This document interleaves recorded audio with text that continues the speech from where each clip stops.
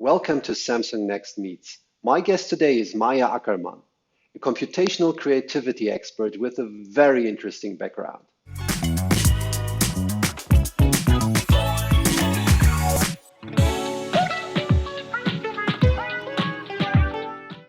Maya, could you give us a quick introduction? Who are you? What are you working on, and what is your background? Yeah, absolutely. I'm a professor specializing in artificial intelligence and machine learning at Santa Clara University. I got my PhD at the University of Waterloo. And I'm also the CEO and co-founder of Wave.ai, where we create systems that help people be creative. So I'm super curious about how your technology has been used beyond the realms of creativity. Can you tell us more about that? It was really quite a fascinating journey, a very unexpected turn. We noticed at a certain point that a lot of people were using our Alicia system, which is a system that lets anybody create original songs with words. And we noticed that people were talking about their own lives with names, with locations, with these really emotionally latent events that they were discussing. And I got this feeling that they were using it for therapeutic purposes. And then there was an opportunity to work with the University of Dundee, actually. We ended up doing a bereavement study together and showed that indeed the songwriting technology can help people to go through bereavement more smoothly, to support bereavement. And right now, especially with COVID, we're looking at how to expand the therapeutic capabilities of our technology. Very exciting. And Maya, you use the term computational AI. What does that actually mean? Yeah, so that's one of my main specialties, computational creativity, which is a subfield of artificial intelligence. We're used to thinking about computers as tools. Computational creativity challenges us to consider them as creative entities, either autonomously, so system that's creative by itself. What does that mean? What would that look like? How far can we get in that domain? That's what the research asks. And then the second part, which is what I'm really interested in, is how can computers be meaningful creative partners for us in a way that's just as good, perhaps, as working with another creative person, but not identical. What does that mean in its own way? So I love the intersection of technology and creativity. What do you think? What are the biggest trends in that area? What kind of disruptions can we expect in the next 2 to 3 years? You know, it's been so fascinating to watch both the academic and industry side. And for the most part, as far as big, broad directions, academia is always ahead. We have better storytelling systems and better music generation, better art generation. I'm not saying necessarily narrowly, but broadly speaking, we can do a lot more in academia than industry. And so what's been really amazing to watch starting to happen over the past really couple of years more than anything else is suddenly people are saying, okay, how do we commercialize it?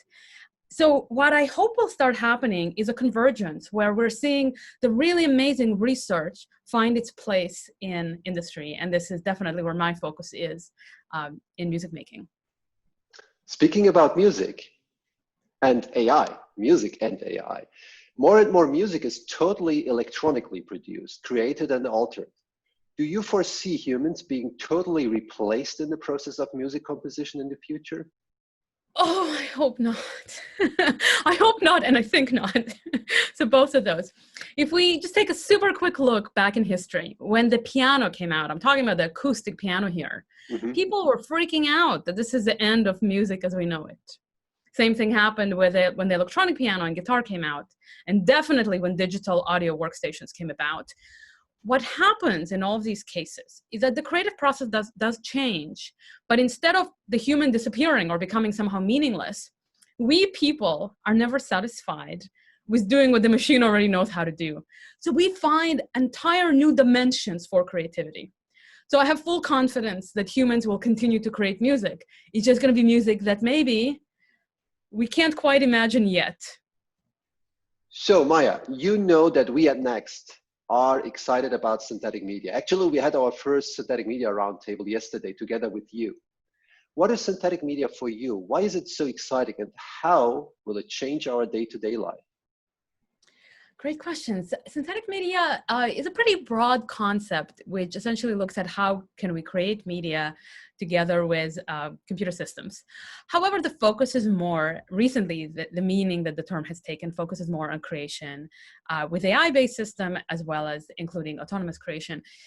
I do see it impacting so many different domains. The way that we consume entertainment media has been impacted by synthetic media for a long time.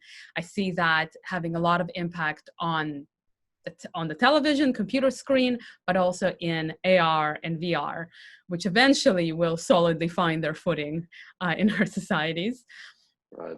Also, what I really hope to see change is that we'll find ways to personalize the experience more.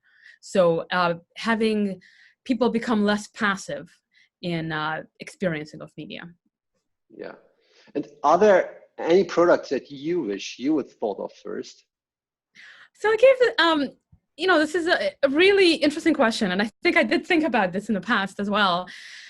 And no, there really isn't. A lot of amazing products were created, but I'm very fortunate to have had my own journey. Fair enough. Fair enough. Then I have a last question for you, Maya. You have a quite interesting profile. There is more than we know so far. I read that you're also an opera singer and music producer. Tell me more about that. So this is sort of where the journey began for me. I learned how to sing opera while doing a PhD in computer science. I was focusing on theoretical foundations of machine learning back then. And so it was really, these two worlds were very separate for me. I sang opera, so pretty much as classical as it gets. And I worked on theory of machine learning. But then I wanted to write my own songs, which is really hard. I had no idea how difficult that would be. As part of that, I learned to produce music, but composition was really not coming together for me.